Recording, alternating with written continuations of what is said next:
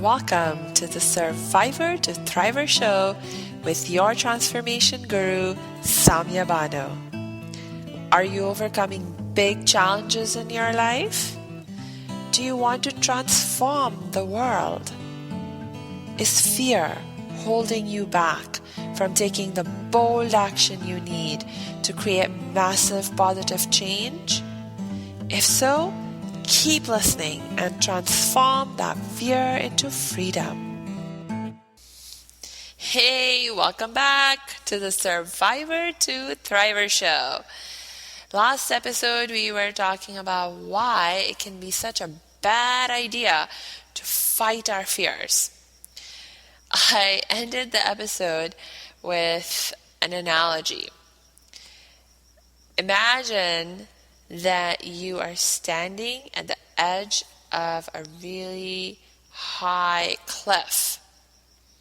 And as you look over the edge, you feel fear. You feel really, really afraid of falling, of jumping off. But you're like, you know what? I'm going to fight my fear and jump anyway. Now, you may be able to successfully win the fight. In that, you, despite the fear that you're feeling, you actually jump off.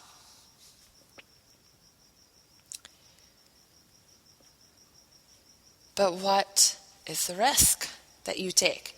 It's very likely that if you just jumped off the cliff without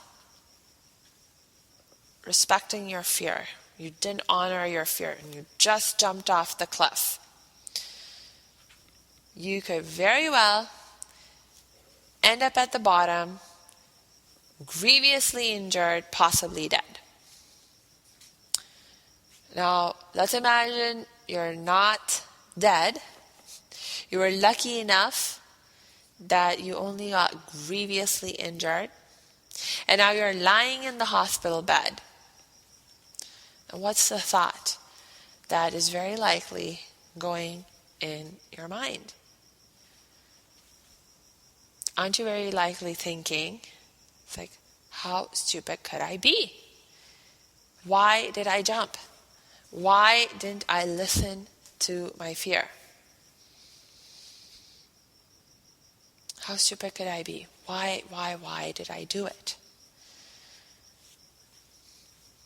Haven't you had this very thought about things you've done in the past?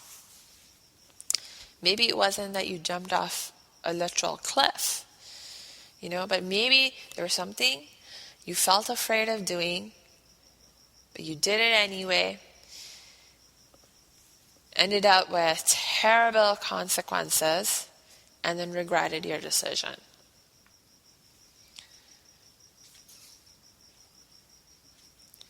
I know I have had those kinds of experiences. And I'm like, why didn't I listen to myself? And it's like really kind of discouraging, when you find yourself in that kind of a situation, having these kinds of thoughts, it's really disempowering. It really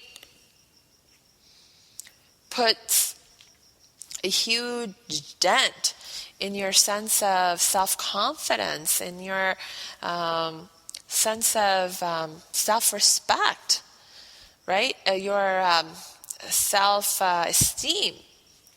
You're like, wow, I have really bad judgment. I make really bad decisions. And if you begin to think that about yourself, you begin to believe that about yourself, just imagine how that will change your life, how that will impact your ability to make decisions, especially bold decisions in the future. It could severely impair you, right?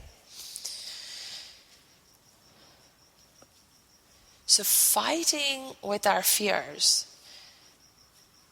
in the sense of trying to ignore them, trying to suppress them, not listen to them, just do things in spite of the warnings that our fears are giving us, it can be a very, very bad idea. It can land us into a lot of trouble. So, don't fight your fears. It's not a very good idea. Just don't do it. But then the thing is that if you're not going to fight your fear, well, what's the better option? Last episode, we were also talking about how there are two primary responses that are programmed into us.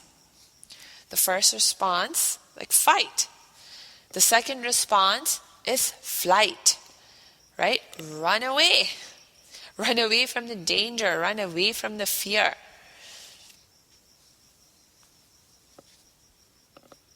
And for most people, these are the only responses that they know.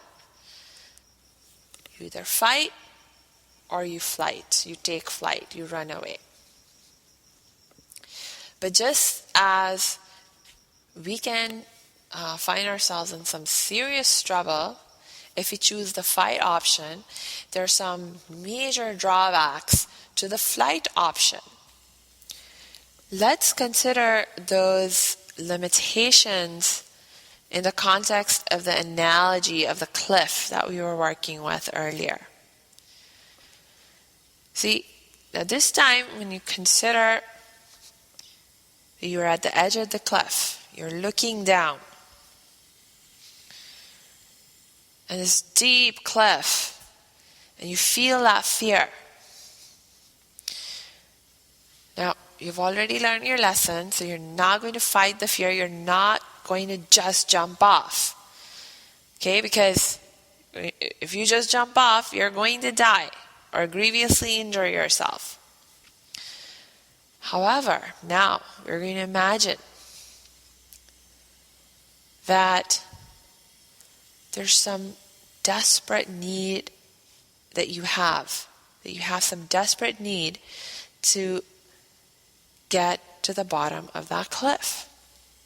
If you don't get to the bottom of that cliff, something really, really horrible is going to happen. Really horrible. So it wasn't that you just had the thought to jump off the cliff randomly for no good reason. No.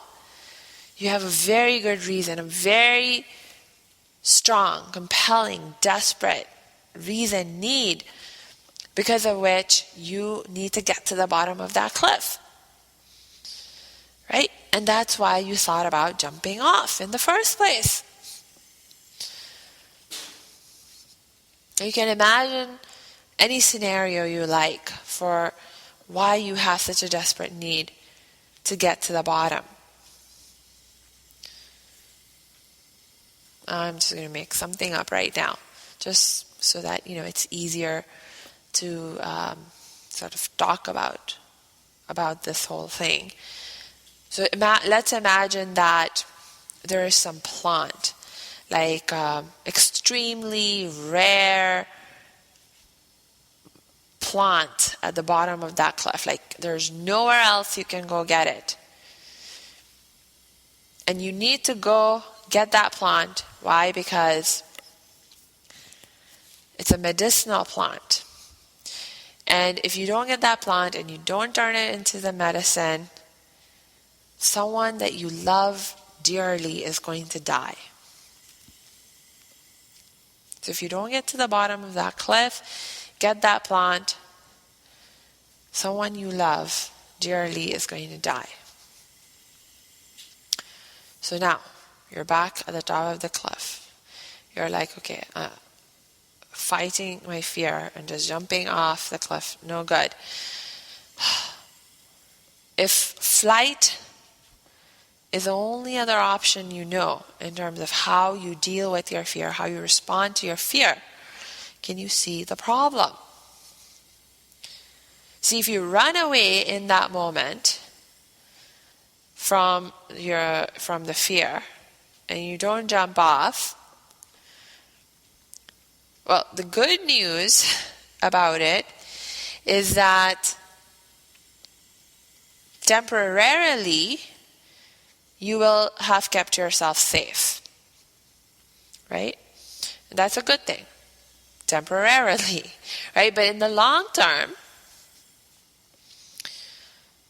it's like even though you kept yourself safe in that moment, in the long term, you still have that big fat problem, right? You still need to get that medicinal plant because your loved one's still sick and that medicinal plant is still at the bottom of that very deep cliff.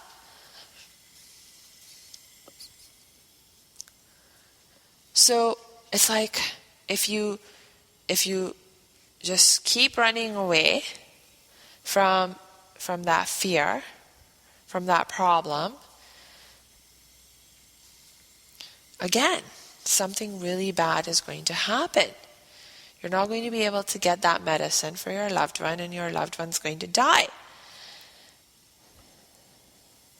And now imagine that your loved one's dead because you didn't get that plant because you were too afraid. And now what are you thinking to yourself?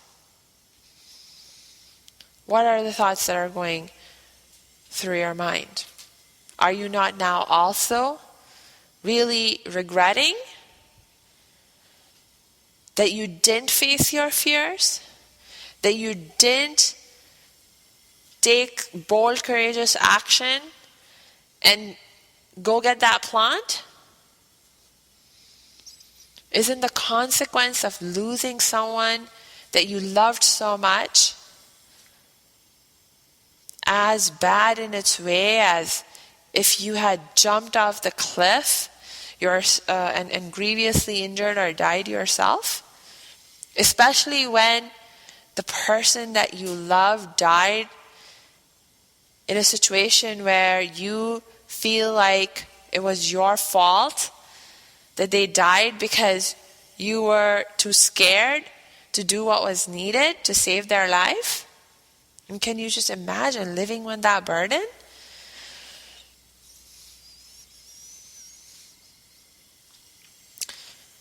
So whether we choose the fight option or whether we choose the flight option in the way that we deal with our fear, we can find ourselves in a situation where we're just not happy either way. We cannot be happy. We cannot find contentment. We cannot find inner peace either way. These are not the best ways in which to respond and deal with our fears. Fight or flight. They're not the best ways. They can help you survive through your life, survive through your challenges, but they have severe limitations if you want to thrive in your life. You will come up with challenges in your life when there'll just not be adequate response. There'll not be an adequate response to allow you to thrive. That's why. So you need to learn to move beyond the flight and fight responses. You need to create for yourself a third option, a third way.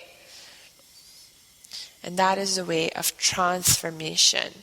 The transformation of your fear into freedom. So let's talk more about that option in the next episode. And in the meanwhile, if this is something you find yourself struggling with, please don't continue to struggle with it on your own. Reach out for help and support. and I'm one person you can reach out to. Just go to my website at www.academyofthriving.com, click on the Contact Us page, and you'll see how we can connect. So until next time, I wish you lots of peace and joy.